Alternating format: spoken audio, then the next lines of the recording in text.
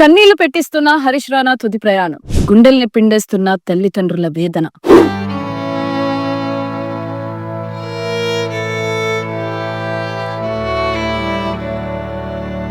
మరణం పుట్టిన ప్రతి ప్రాణికి తప్పనిసరి.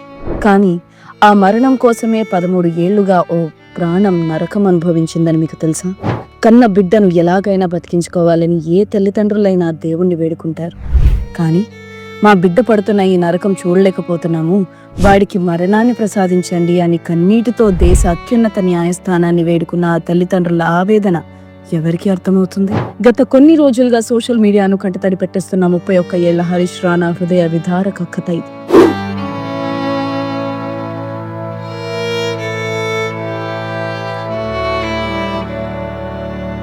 హరీష్ రాణా వయసు 31 ఏళ్లు. కానీ గడిచిన 13 ఏళ్లుగా అతడి ప్రపంచం ఆ 4 గోడల మధ్య ఉన్న ఒకే ఒక మంచం. యువకుడిగా ఎంతో ఉత్సాహంగా ప్రపంచాన్ని చూడాల్సిన వయసులో కోమాలోకి వెళ్ళిపోయాడు.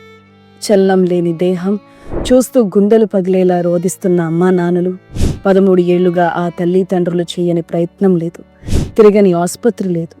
ఇక తమ బిడ్డ తిరిగి రాడని, అలా శవంలా పడి ఉండటం చూడలేమని సుప్రీంకోర్టును ఆశ్రయించారు.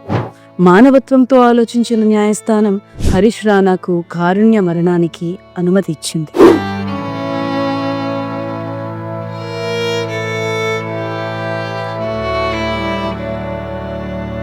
సుప్రీంకోర్టు తీర్పు తర్వాత గజియాబాద్లోని హరీష్ ఫ్లాట్ వద్ద ఎవరికి తెలియని నిశ్శబ్దం అలుముకుంది.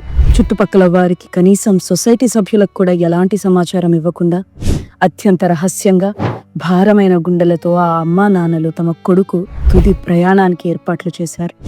ఆ సమయంలో అతడి సోదరి, బావమర్తి, తల్లిదండ్రులు మాత్రమే ఉన్నారు. కానీ హరీష్ను ఎయిమ్స్కు తరలించడానికి ముందు జరిగిన ఒక సంఘటన ఇప్పుడు సోషల్ మీడియాలో ప్రతి ఒక్కరిని కంటితడి పెట్టేస్తుంది. హరీష్ను తరలించే ముందు బ్రహ్మకుమారిలకు చెందిన ఓ దీదీ వారింటికి వచ్చారు. కదలికలేని హరీష్ తలనిమురుతూ, అందరినీ క్షమించు నాయనా, అందరికీ క్షమాపణలు చెప్పి ప్రశాంతంగా వెళ్ళిపో అని ఆశీర్వదించారు. 31 ఏళ్ల వయసులో చావుకు చేరువవుతున్న ఆ యువకుడి ముఖం చూసిన తర్వాత కన్నీళ్లు ఆపుకోవడం ఎవరితరమూ కావడం లేదు.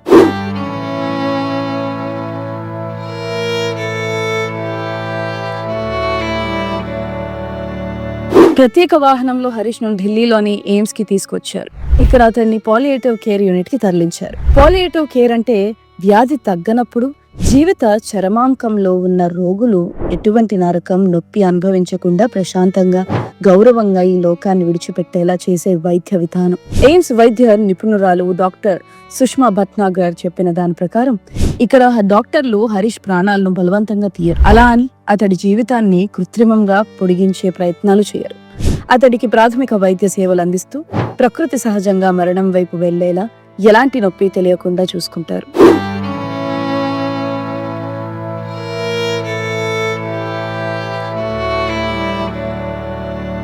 ఒకప్పుడు ఇంట్లో ఎంతో సందడిగా తిరిగిన పిల్లాడు ఇప్పుడు శాశ్వత నిద్రలోకి జారుకునేందుకు సిద్ధమవుతున్నాడు. ఆ తల్లిదండ్రుల బాధను వర్ణించడానికి మాటలు చాలు. 13 ఏళ్ల పోరాటం తరువాత తమ బిడ్డ శరీరానికి, ఆత్మకు ఇక విముక్తి దొరుకుతుందని వారు పడుతున్న వేదనకు ముగింపు లభిస్తుంది. హరీష్ రాణా తుది ప్రయాణం ఎటువంటి నొప్పి లేకుండా ప్రశాంతంగా జరగాలని, అతడి ఆత్మకు శాంతి కలగాలని ఆ దేవుణ్ణి ప్రార్థిద్దాం.